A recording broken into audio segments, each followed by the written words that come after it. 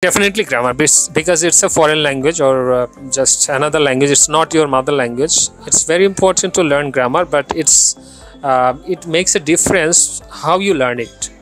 Okay. Sometimes we think that we have to memorize all the rules of grammar, then we'll be starting speaking or we'll be starting writing. Okay. So that's not true always, because you cannot memorize all the grammar rules and then start producing something, writing or speaking. You can learn grammar while learning. That means you are listening, and while listening you are also taking input of different types of sentences, different grammatical rules, present, past, future. So you have to just be careful. Implied.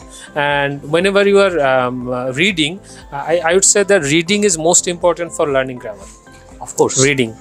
Because whenever you are reading, you get a sentence pattern. You are getting a sentence. The sentence is written following grammatical patterns. Of course. So if you look at a sentence, small sentence, long sentence. You want to say that I should not only practice grammar, but also I should read from different sources. You will develop a sense of grammar.